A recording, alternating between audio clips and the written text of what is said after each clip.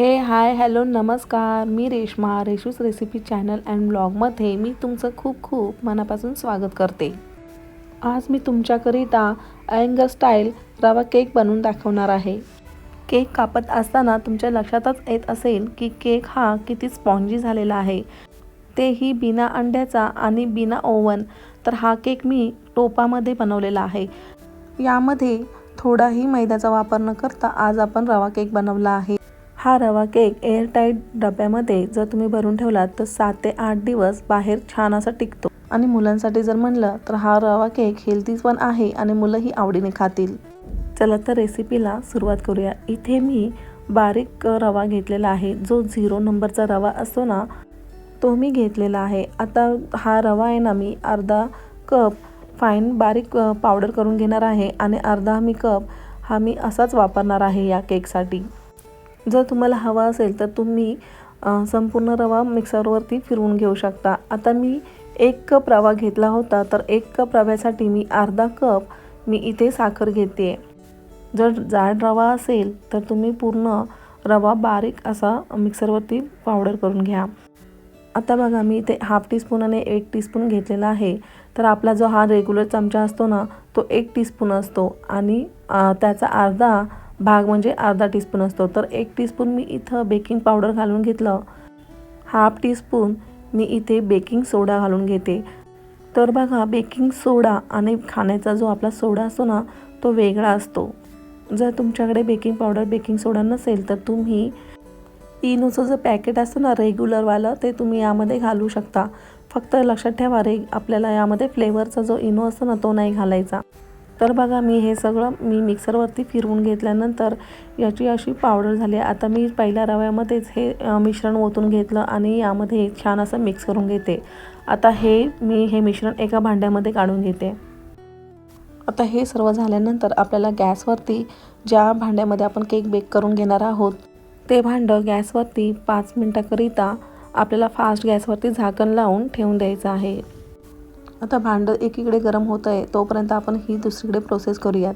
तर त्यासाठी मी इथे 4 चमचे दही घेतलं आहे आणि त्यामध्ये 2 पळ्या मी यामध्ये तेल घालून घेते. तेलाऐवजी तुम्ही मेल्टेड जे बटर असतं ना, अनसॉल्टेड, तेही तुम्ही यामध्ये घेऊ शकता. आता हे मिश्रण आपल्याला तेलामध्ये दही एकजीव होईपर्यंत छान असं फेटून घ्यायचं. जोपर्यंत याला क्रीमी टेक्स्चर येत नाही ना, तोपर्यंत आपल्याला याला फेटून घ्यायचं. तर तुम्ही बघू शकता इथे आपलं झालेलं आहे. आता मी इथे 2 थेंब व्हॅनिला इसेन्स घालून घेतला आहे. जर तुम्हाला व्हॅनिला इसेन्स घालायचा नसेल तर तुम्ही यामध्ये वेलची पावडर पण घालू शकता. व्हॅनिला इसेन्स घातल्यानंतर आपल्याला याला 2 ते 3 मिनटं छान असं फ्लफी हे बॅटर होत नाही तोवरती आपल्याला हे छान असं फेटून घ्यायचं आहे. तर बघा, आता हे छान असं एकजीव झालेलं आहे दही आणि तेलाचं मिश्रण. आता यामध्ये जे आपलं ड्राय इन्ग्रेडियंट्स होते ना, ते यामध्ये सर्व आपण घालून घेऊयात. आता यानंतर मी यामध्ये दूध पावडर घालून घेते. दूध पावडर कोणत्याही ब्रँडचं तुम्ही घालून घेतलं तरीही चालेल. इथे मी 2 टेबलस्पून दूध पावडर घालून घेते. तर बघा, आपला जो रेग्युलर चमचा मी मगाशी तुम्हाला दाखवला होता, तर ते 2 चमचे म्हणजेच 1 टेबलस्पून, तर असे ते चमचे आपल्याला 4 चमचे घालून घ्यायचे आहेत. आता हे मिश्रण आपल्याला कट टू फोल्डमध्ये मिक्स करून घ्यायचं आणि यामध्ये आपल्याला अर्धा कप यामध्ये दूध घालून घ्यायचं आहे. दूध आपल्याला रूम टेम्परेचर जे आहे तेच आपल्याला वापरायचं आहे. दूध थोडं थोडं घालून आपल्याला हे मिश्रण करून घ्यायचं आहे. आता कोणी बोलतं की एकाच दिशेने फिरवा, दुसऱ्याच दिशेने फिरवा, असं मी तर काही मानत नाही. मी कोणत्याही दिशेने कसंही फिरवते. मला नाही वाटत की असं काही असतं की एकाच दिशेने फिरवल्यावरती आपल्या गठळ्या होत नाहीत किंवा दुसऱ्या दिशेने आपण दोन्ही बाजूने फिरवलं तर गठळ्या होतात, असं काही नाही आहे. तर बघा, आता इथे असं माझं मिक्स करून झालं आहे. आता मी इथं मला अजून यामध्ये दूध जे राहिलेलं होतं ना, ते मी यामध्ये घालून घेते आणि याला छान असं आपल्याला आता पुन्हा मिक्स करून घ्यायचं आहे. तर बघा, मगाशी आपण यामध्ये 2 पळ्या तेल घालून घेतलं होतं ना, ते यासाठी की केक आपण जेव्हा खातो ना, तो घशामध्ये खाताना अडकू नये म्हणून. आणि आपण दूध पावडर का घातले, तर दूध पावडरमुळे याला जो स्पंज असतो ना, तो स्पंज व्हायला अजून मदत होते. तर बघा, या प्रकारे आपलं बॅटर तयार झालेलं आहे. आता आपण केक टीनमध्ये घालून घेऊयात. जर तुमच्याकडे केक टीन नसेल तर तुम्ही कुकरचं भांडंही तुम्ही घेऊ शकता. तर या टीनला मी आधीच तेल लावून ठेवलं होतं. आता मी यामध्ये जो आपण रवा वापरला होता ना, तो मी यावरती असा या प्रकारे भुरभुरवून घेते. रव्याऐवजी तुम्ही मैदा किंवा गव्हाचं पीठ पण भुरभुरवून घेऊ शकता.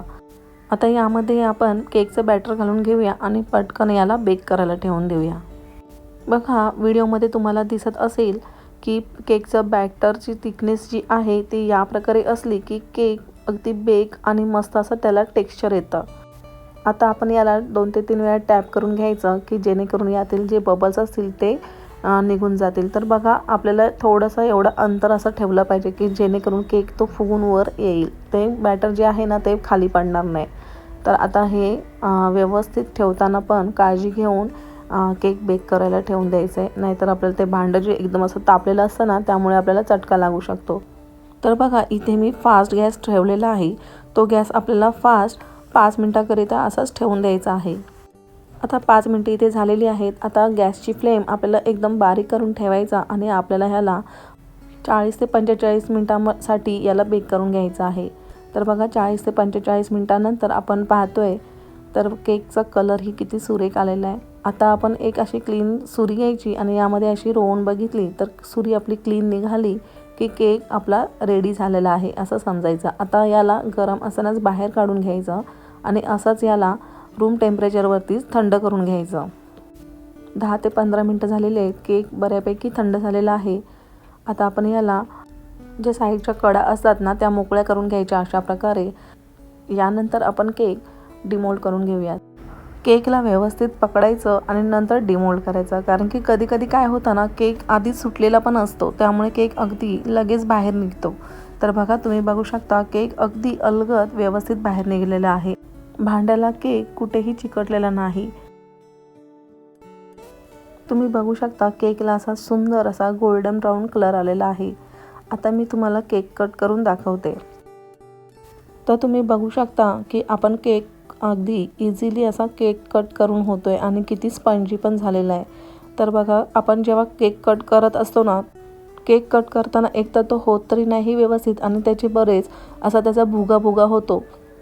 तर बघा, आपल्या केकचं असं काहीच होत नाही आहे. तर हा आपला केकचं परफेक्ट प्रमाण सगळं अगदी परफेक्ट व्यवस्थित झालेलं आहे असं समजायचं. असा जर केक कट झाला तर अशा प्रकारे आपला हा केक म्हणजे रवा केक आपला तयार आहे.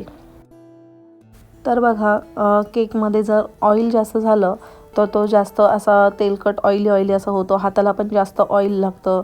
जर समजा केक जास्त गोड झाला किंवा साखर जास्त झाली तर केकचं जे हे आता जसं दिसतं ना स्पॉन्जी, तसं न दिसता तो केक असा चिकट होतो आणि तो असा म्हणजे वेगळाच होतो. असा तो खाताना पण दाताला चिकटतो असा तो केक होतो.